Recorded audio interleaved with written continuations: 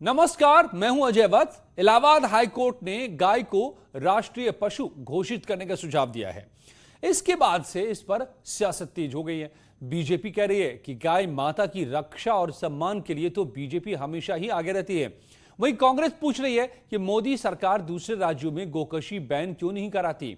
उधर समाजवादी पार्टी ने बीजेपी पर गाय के नाम पर सियासत करने का आरोप चस्पा किया। समाजवादी पार्टी कह रही है कि गाय की इससे ज्यादा दुर्दशा किसी सरकार में नहीं हुई, लेकिन संत समाज कोर्ट के सुझाव से खुश हैं। वो कह रहे हैं कि संतों की सालों की पुरानी मांग अब पूरी होने जा रही है, मगर सियासी फिजा में गाय की गूंज से सियासी पारा बढ़ता दिख रहा है। और सबसे बड़ा सवाल कि क्या घोषित किया जाएगा गाय को राष्ट्रीय पशु।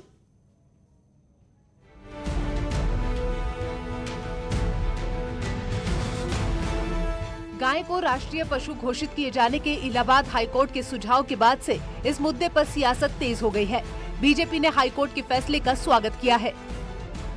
कोर्ट ने जो कहा, कोर्ट हमारा एजेंडा तो नहीं हो सकता। हाईकोर्ट पे कोई टिप्पणी करे वो भारतीय जनता पार्टी की सरकारों का एजेंडा है, तो बहुत तौहीन की जा रही है। मगर समाजवादी पार्टी है, वो कुछ भी कर सकती है। वहीं कांग्रेस ने पूछा कि मोदी सरकार दूसरे राज्यों में गोकशी बैन क्यों नहीं करती। भारतीय जनता पार्टी को बताना चाहिए कि जिस तरीके से वो सांस्कृतिक एकता की बात करती है, गौ माता के संरक्षण की बात करती है, तो उनके कुछ राज्यों में गौवध क्यों जायज है। उधर यूपी गौ सेवा आयोग के अध्यक्ष प्रोफेसर श्याम नंदन सिंह ने कहा कि गोरक्षा सरकार के साथ समाज का भी फर्ज है। योगी सरकार जी तो पिछले साल में ये कानून बनाया है, और यहाँ तो पहले से ही कानून बना हुआ है कि अगर कोई गाय का वध करता हुआ पाया जाएगा तो उसको 10 साल की सजा होगी। लेकिन जब ये राष्ट्रीय पशु घोषित हो जाएगा तो मैं समझता हूँ और कड़े कानून हो जाएंगे। अखिल भारतीय अखाड़ा परिषद ने कहा कि संतों की कई सालों की मांग पूरी होने का वक्त आ गया है। यह मांग संत महात्मा बहुत पहले से कह रहे थे कि हमारी गौ माता को राष्ट्र गौ माता घोषित किया जाए। माननीय न्यायाधीश ने राष्ट्रीय पशु के लिए कहा है, उनका भी सम्मान है, लेकिन हम लोगों के लिए गाय पशु नहीं है। गाय तो हमारे लिए गौ माता है और वह पूरे राष्ट्र की गौ माता है। वहीं यूपी शिया सेंट्रल वक्फ बोर्ड के पूर्व अध्यक्ष वसीम रिजवी ने कहा कि गाय की हत्या अपनी मां की हत्या करने के बराबर है। गाय को काटने वालों को ये बात सोचनी चाहिए कि वो एक जानवर को नहीं, अपनी मां को काट रहे हैं। गाय को सम्मान दिया जाना, गाय को राष्ट्रीय पशु घोषित किया जाना हमारे लिए गर्व की बात है। लेकिन समाजवादी पार्टी को इसमें भी सियासत नजर आई। एसपी ने कहा कि गाय की दुर्दशा इस सरकार से ज्यादा कभी नहीं हुई। गाय माताओं के लिए रहने के लिए जगह नहीं है, वो रोड पे घूमती रहती हैं, चाहे वो बारिश हो, गर्मी हो, ठंड हो, बेचारी रोड पे रहती हैं। इन्होंने नाम के गौशाला बनाए हुए हैं, लेकिन वहां पे खाने तक का खाना प्रोवाइड नहीं कर पाते। बेचारी भूख से उनकी मौतें होती हैं, और कई बार तो गाय माता रोड पे ट्रक से टकरा के उनकी मौत हो जाती है। और ये भारतीय जनता पार्टी की सरकार गाय माता पे राजनीति तो करती है, लेकिन गाय माता को भोजन नहीं दे सकती, उनके रहने की व्यवस्था नहीं कर सकती। इससे ज्यादा शर्म की बात तो किसी भी सरकार के लिए हो ही नहीं सकती। बहरहाल विधानसभा चुनाव से पहले गाय की एंट्री होने से सूबे का सियासी पारा बढ़ने के पूरे आसार हैं। Bureau report, news 18। वहीं समाजवादी पार्टी के नेता और मुलायम सिंह यादव की बहू अपर्णा यादव ने एक कदम और बढ़ाते हुए गाय माता को सिलेबस में शामिल करने की मांग की है। एक क्रांति लाने वाला सुझाव है। मैं आदरणीय शेखर यादव जी का, जज साहब का बहुत बहुत धन्यवाद करती हूँ, साधुवाद करती हूँ उनको।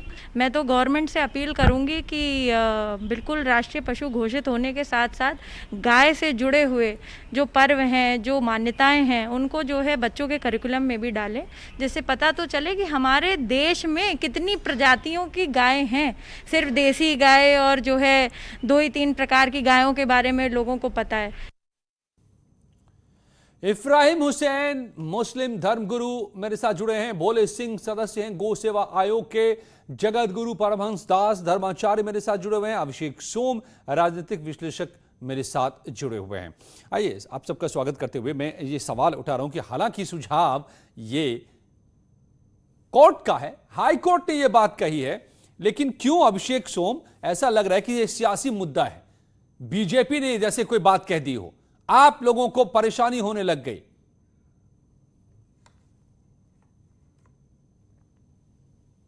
देखिए अजय जी, हम तो माननीय उच्च न्यायालय का धन्यवाद करेंगे कि उन्होंने इस ओर ध्यान दिया है। और रही बात उत्तर प्रदेश की नाकामयाबी सरकार की, जो गौ माता को लेकर एक राजनीति तो करती है पर उनकी देखभाल नहीं करती। आप गौशालाओं में जाके देख लीजिए कितनी गायों की बेकदरी है, वो भूख से मर रही हैं, उनकी कोई देखरेख नहीं हो रही है। हर जिले का हाल है, हर जिले के अंदर कई ऐसी गौशालाएं हैं। मैं आपको वास्तविकता बता रहा हूँ, वहां पे आप अपने कैमरामैन नहीं, मैं मान लेता हूं अभिषेक, मैं मान लेता हूं, हम भी ऐसी खबरें हमारे पास भी आती हैं, हम दिखाते भी रहे हैं कि गौशालाओं में हर जगह हालात ठीक नहीं है, लेकिन गौशालाएं बनी तो है ना, गांव गांव तो गौशालाएं बनाई रही है ना सरकार, गायों के लिए एक ठिकाना तो कम से कम दे रही है ना। देखिए अजय जी, मैं आपके चैनल के माध्यम से भारत की सरकार से और उत्तर प्रदेश सरकार से अपील करता हूं कि गौवध पे प्रतिबंध तो उत्तर प्रदेश में लगा हुआ है, तमाम ऐसे प्रदेशों में भी लगा है जहां पे भारतीय जनता पार्टी की सरकार है, वहां पे गौवध। और आपको एक बहुत बड़ा नहीं तो हाई कोर्ट के सुझाव से सहमत है ना बीजेपी को, जो बीच में आप ला रहे हैं जैसे प्रोडक्ट्स के। ठीक है, ओके चलिए जी जी, पर वो इसका एक राजनीतिकरण करती है, इस बात का हम विरोध करते हैं। राजनीतिकरण वो तो गौ माता को माता नहीं मानती है, वो इसको एक चुनावी मुद्दा मानती है। बोले इस सिंह बात जी, का हम लोग विरोध करते हैं जी। और जो काओ लेदर से बने हुए उत्पाद है, बैग्स है, वो देश के अंदर सरेआम बिक रहे हैं। ये भारत की सरकार उन पे क्यों प्रतिबंध? अच्छा ठीक है, जगत गुरु परमहंस दास से जरा मैं पूछ लेता हूं। जगत गुरु, ये हाई कोर्ट का फैसला आया है, लेकिन फिर इस पर सियासी रार शुरू हो गया।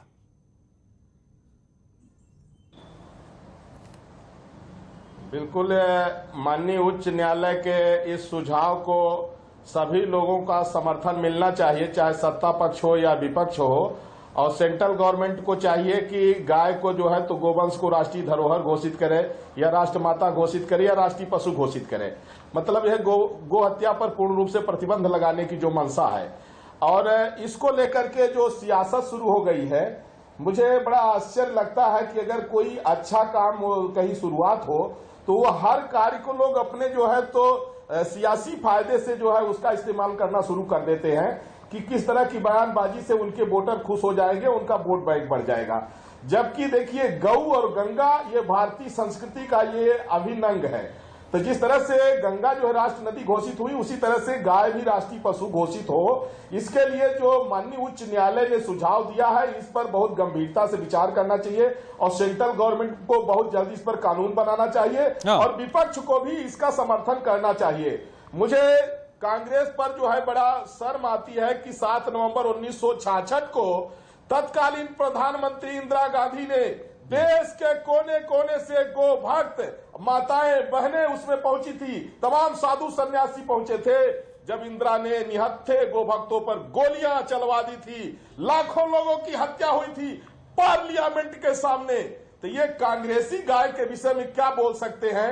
ये लोगों ने तो हद ही पार कर दिया है। इन लोगों ने गाय के लिए तो न जाने कितने लोगों के हत्याएं की है, लेकिन अब कम से कम जो है विपक्ष को चाहिए कि माननीय उच्च न्यायालय का सम्मान करते हुए गाय को राष्ट्रीय पशु घोषित कराने में सब लोग सहमति जताएं।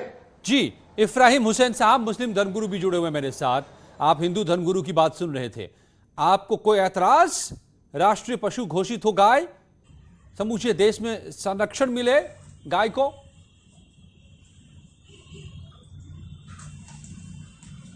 देखिए, ऑनरेबल हाई कोर्ट की तरफ से जो ये सुझाव दिया गया है कि गाय को राष्ट्रीय पशु घोषित किया जाए, तो मैं इसका खैर मकदम करता हूँ। और इसी के साथ एक बात ये भी मैं कहना चाहता हूँ कि जितना गंभीर मुद्दा ये था, धर्म के आधार पर राजनीतिकरण इसका हो रहा था और राजनेता इसका क्रेडिट ले रहे थे, तो इस ऐसे मामलों में माननीय हाई कोर्ट को बहुत पहले से कदम उठाने चाहिए थे और बहुत पहले ही इसमें सुझाव और व्यू आना चाहिए था कि गाय को जो है राष्ट्रीय पशु घोषित किया जाए।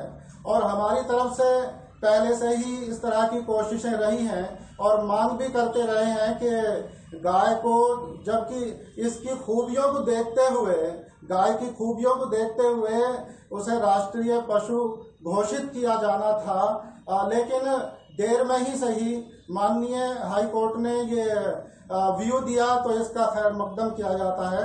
बहुत बहुत हम इसके शुक्रगुजार हैं। ओके, तो आप भी इसके पक्ष में भोले सिंह जी, फिर क्या दिक्कत है? इब्राहिम सिंह भी कह रहे हैं, इब्राहिम हुसैन साहब भी कह रहे हैं कि नहीं, बिल्कुल ये सही कदम है, होना चाहिए। तो फिर जो इसमें राजनीति से तो नहीं रुकावट आ जाएगी? नहीं अजय जी, ऐसी कोई बात नहीं है। मैं आपके चैनल के माध्यम से बताना चाहूँगा कि उत्तर प्रदेश के यशस्वी मुख्यमंत्री परम पूजनीय श्री महंत श्रद्धेय योगी आदित्यनाथ जी महाराज, मुख्यमंत्री से पहले वो एक श्री महंत हैं और अखंड भारत में उनसे बड़ा गौ भक्त आज तक कोई जन्मा नहीं। रही बात उत्तर प्रदेश में, जब वो मुख्यमंत्री के रूप में आए तो आज़ादी के बाद उन्होंने बृहद रूप से गौवंश के संरक्षण और संवर्धन के उसमें कार्य किया है।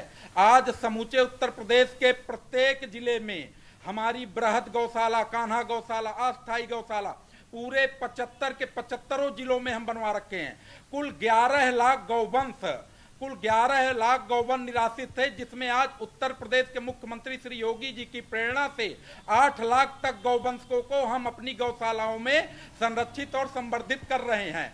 आज कुछ लोग यदि गौवंश पर राजनीति कर रहे हैं तो मैं उनको बताना चाहता हूं कि परम पूजनीय मुख्यमंत्री श्री योगी आदित्यनाथ जी महाराज के लिए गौ कोई पशु नहीं है।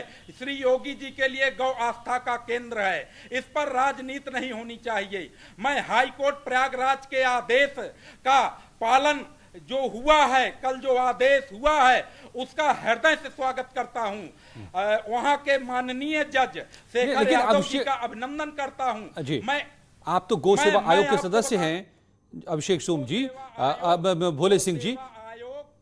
गौ सेवा आयोग एक प्रस्ताव बनाकर अपने मुख्यमंत्री श्री योगी जी के समक्ष रखेगा। उनके माध्यम से केंद्र को प्रस्ताव भेजा जाएगा कि इसको कैबिनेट में, लोकसभा में ये विधेयक लाया जाए। और जो हाई कोर्ट ने टिप्पणी की है उससे कहीं पहले श्री योगी आदित्यनाथ जी महाराज कहते आए हैं कि गौ माता को राष्ट्रीय दर्जा दिया।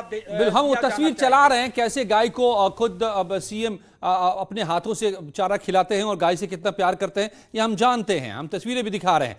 लेकिन सवाल ये है ना अब भोले सिंह जी कि ये कानून कैसे बनेगा? आपने कहा कि क्या यूपी की सरकार भेज रही है, आप गौ सेवा आयोग के सदस्य हैं, क्या यूपी की सरकार इस प्रस्ताव को बाकायदा जी गौ सेवा आयोग से हम लोग प्रस्ताव परम पूजनीय मुख्यमंत्री श्री योगी आदित्यनाथ जी के समक्ष रखेंगे।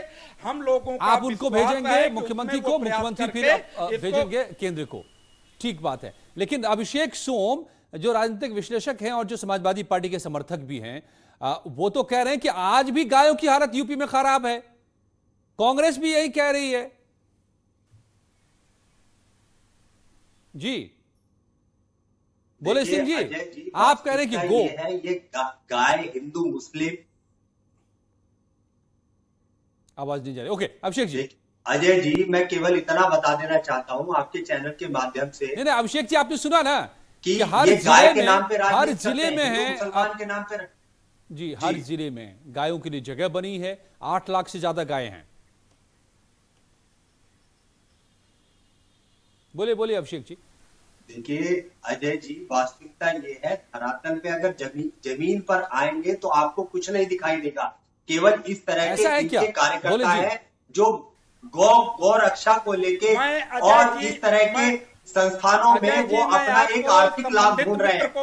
केवल गौ सेवक नहीं है, वो केवल एक व्यापारी वर्ग है जो गौ के नाम पे अपना धन अर्जित करना चाहता है। सदैव जमीन पर ही चलते हैं, जमीन पर ही बैठना पसंद करते हैं। ये एयर कंडीशन की राजनीति करने वाले, आजाद भारत को गुलामी की तरफ धकेलने वाले ये लोग जमीन की परिभाषा क्या समझें? मुगलों के नाम पे राजनीति करते हैं, मंदिर मस्जिद। अच्छा छोड़िए भाई, आप इतना बता दीजिए अभिषेक सोम कि गाय राष्ट्रीय पशु बने ना, आप इसके साथ हैं ना? खत्म हो जाएंगे। धन्यवाद धन्यवाद। इतना ही समय था मेरे पास। तो चारों के चारों मेहमान, मुस्लिम धर्मगुरु, हिंदू धर्मगुरु और अभिषेक सोम, सबके सब मान रहे हैं कि गाय राष्ट्रीय पशु बने। तो फिर बात अब देर किस बात की, क्यों नहीं इसकी मुहिम शुरू की जाए? हाईकोर्ट का आदेश है। धन्यवाद सबका, आप लोगों का। और बड़ी खबर नोएडा सुपरटेक मामले में आ रही है। सुपरटेक मामले में क्या हुआ है नया? आज ही गठित होगी एसआईटी। एसआईटी में एसीएस, एडीजी स्तर के ऑफिसर होंगे। एसआईटी में एक आर्किटेक्ट और प्लानर भी शामिल होंगे। बिल्डर और अफसरों के गठजोड़ की पूरी जांच होगी। तो ये बड़ी खबर, सुपरटेक मामले की पड़ताल के लिए एसआईटी गठित होगी। एसीएस, एडीजी ऑफिसर रैंक के ऑफिसर शामिल होंगे। आप अजीत सिंह हमारे संवाददाता जुड़ गए हैं। अजीत, क्या ये अपडेट आ रहा है? देखिए बिल्कुल अजय, इस वक्त की सुपरटेक को लेकर बड़ी खबर है। मुख्यमंत्री ने सुबह टीम 9 की बैठक में एसआईटी बनाने का आदेश दिया था और अब जो एसआईटी के लोग शामिल होंगे उसमें बड़े लेवल के अधिकारी होंगे। यानी एक अधिकारी आईएएस रैंक का होगा और अपर मुख्य सचिव लेवल का अफसर होगा, यानी जिससे जांच में कोई दिक्कत ना हो। दूसरा अफसर आईपीएस होगा, एडीजी स्तर का आईपीएस अधिकारी होगा जिससे किसी तरह के कोई प्रभाव ना पड़े। और टाउन प्लानर भी उसमें होगा, आर्किटेक्टर भी होगा, जिससे वो बताएगा कि 2004 से लेकर 2017 तक कैसे टाउन प्लानिंग में गड़बड़ी की गई, नक्शा बनाने में कैसी गड़बड़ी की गई, बिल्डिंग जो बनी वो आर्किटेक्चर बताएगा कि सही बनी कि बीच का जो गैप है वो कैसे बना। और अब इसीलिए मुख्यमंत्री ने कहा है कि 2 जांचें होंगी। जब हम स्पष्ट करते हैं दर्शकों के लिए कि एक जांच तो होगी जो सुपरटेक ने बिल्डिंग बनाई है 2006, 2009 और 2012 में, नक्शा उसका कैसे बदला, कौन कौन से उस वक्त अधिकारी थे, प्लानिंग अफसर कौन था। एक मुकेश गोयल पर कार्रवाई हुई। अभी बहुत सारे ये सारी पड़ताल सिर्फ सुपरटेक की होगी या पूरे नोएडा में, गाजियाबाद में? स्पष्ट करने जा रहा था मैं अजय कि एक तो सुपरटेक की होगी और दूसरी जांच एसआईटी करेगी कि 2004 से लेकर अब तक जितने भी वहां नोएडा में टाउनशिप बनी है, बड़ी बिल्डिंगें बनी है, उनका नक्शा कैसे बना, उनमें क्या दिक्कत है, पूरी जांच होगी। जो जो शिकायतें पहुंची हैं मुख्यमंत्री के पास, एक शिकायत और पहुंची है, 1200 करोड़ का मसला था, उसका नक्शा नहीं पास हुआ। उसने आरटीआई से कई सारे जवाब भी मांगे, तो वो कंप्लेन भी मुख्यमंत्री के पास पहुंची है। तो 2004 से लेकर और अब तक कई सारे जो बिल्डिंगें बनी है उन सब की जांच एसआईटी करेगी, लेकिन साथ में सुपरटेक की जांच। तो स्पेशल इन्वेस्टिगेटिव टीम यानी एसआईटी की का गठन आज ही होगा और पूरे मामले को खंगालेगी एसआईटी और फिर उसके आधार पर सरकार का होगा एक्शन। लौटते हैं कुछ ही पलों में इस वक्त और खबरों के साथ।